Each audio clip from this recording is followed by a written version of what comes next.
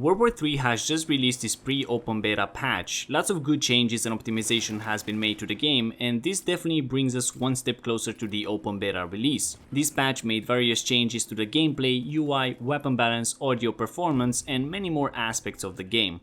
And hopefully there will be another patch when the open beta drops to add even more good stuff. But before we get into more details, make sure to hit the like and subscribe button, guys. It will definitely help the channel out a lot. The support lately has been incredible, so let's just keep it going.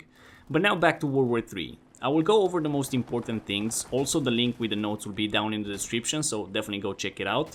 But for now, let's just begin. First, we have some scope changes, which I found a bit weird to start, but it's kinda growing on me now. All the higher zoom scopes besides the sniper ones have been redesigned. They are a bit smaller, not to cover your screen a lot like they used to. You can see an example on the screen right now. Honestly, I feel like the older ones looked a bit better, but as I said, the new look, it's kinda growing on me, to be honest. Progression speed has been also increased by 50%. Now we'll be able to level up a lot faster after the reset, which I think it's actually great. The progression always felt slow, but now I feel like it's in a really great spot. But now let's move on to the important stuff, and first we have gameplay changes. Weapon mastery has been redesigned to ensure that most important attachments are unlocked sooner. This is a really good change, to be honest, because it always took a lot of time to unlock my favorite attachments basically. The range of commander radio strikes warning has been increased to allow more reaction time.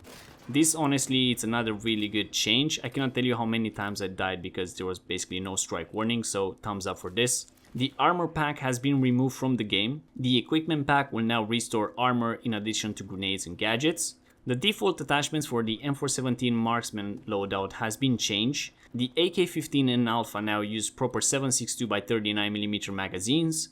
Muzzle velocity rebalance on all automatic weapons. So far everything feels great, but I don't have many weapons unlocked yet to test it, so I will have to do a separate video. Definitely stay tuned for that. And resolved bug that resulted in visual recoil on weapon whenever unequipping and equipping it. Honestly, I never had this, but I guess I'm glad that it's gone basically.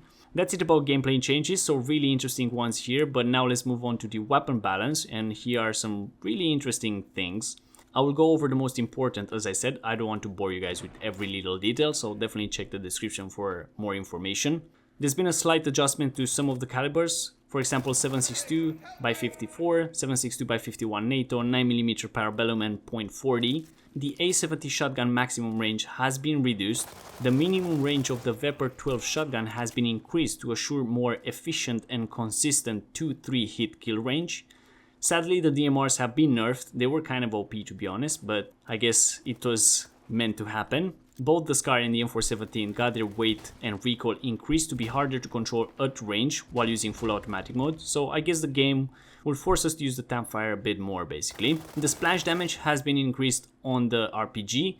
Honestly, I kinda like this because every time you had to direct hit someone to do damage, which was kinda weird, and also after using it a bit, the splash damage doesn't feel too crazy and it's not overpowered, so I feel like this is a really nice change for the RPG. The recoil on the LMGs has been reduced to handle a bit better. This is another great change. The LMGs were definitely the hardest to control in the game, so they basically were nobody's cup of tea, so maybe now people will show them some more love after this update. And the minimum and maximum range for compact barrel for 5.56 NATO and 7.62 calibers have been increased. I always feel like the compact barrel was a bit underpowered when it came to medium range, so this is a nice change. So when it comes to balance, I feel that some good progress is made, but a bit weird that none of the ARs haven't been nerfed. But again, the open beta is not here, so more things could change before then.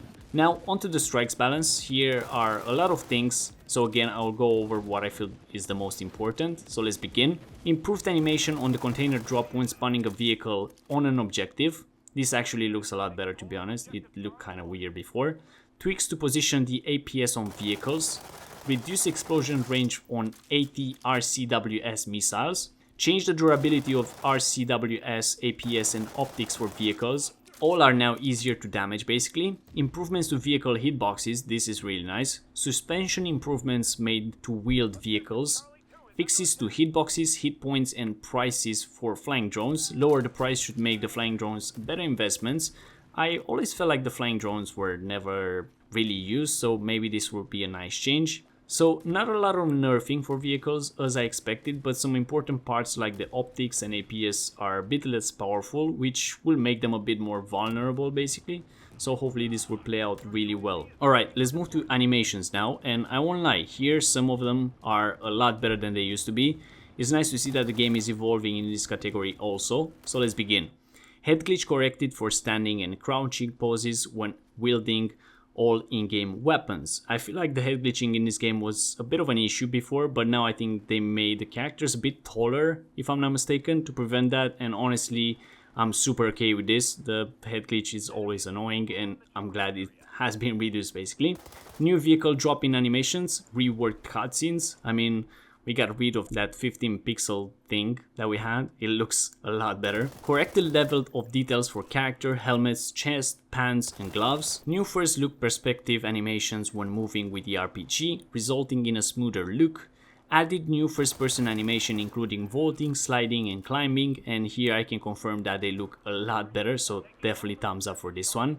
Improve first person walking animation to make it more synchronized with movement. Improve first person sprinting animation while carrying rifles and battle rifles, so certain scopes don't obscure vision. And a lot more small adjustment to some animations, but overall the game looks and feels a bit more polished, so I'm happy with what the team did here basically. There's also been a lot of UI changes as well, and I won't lie guys, the HUD feels a bit better. It doesn't obscure the screen as much as before. Here I won't go into detail too much because I don't want to waste your time too much, so definitely check the description for this. Long story short, the UI has been optimized a lot basically. Now onto audio changes, and I know a lot of you are really interested in this. I can definitely confirm that the audio is a lot better, especially at pinpointing gunshots and hearing incoming vehicles and footsteps. Optimized ways to load audio eliminated problems with footsteps when a character moved on an angle ADS mode. So basically you can hear them while ADS and peeking from the sides. Increase the distance at which gunshots are heard. Improve the sound of certain weapons including gunshots and silent shots.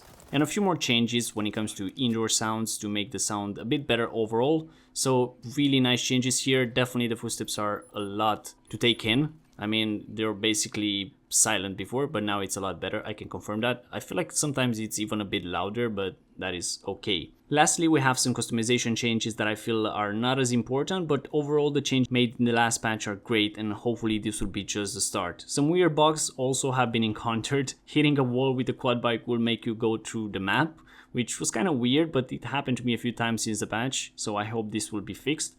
And even if the FPS seems a bit better, some stutters occur from time to time, which is quite annoying to be honest, but hey, it can't all be good. No release date on the open beta, but getting this post-open patch definitely has to be something important, so fingers crossed we're gonna have the open beta here in the next weeks, hopefully even closer. But that's it about this video guys, I hope you enjoyed this. Don't forget to like and subscribe for more content, and comment below what you think of this. I feel like World War III is going in the right direction at the moment. I still have some things to say that could be fixed, but I'm gonna make a different video on that when the open beta drops. But the overall game has been improved a lot and has come a really long way since its launch. But thank you all for watching, and I'll see you all in the next one.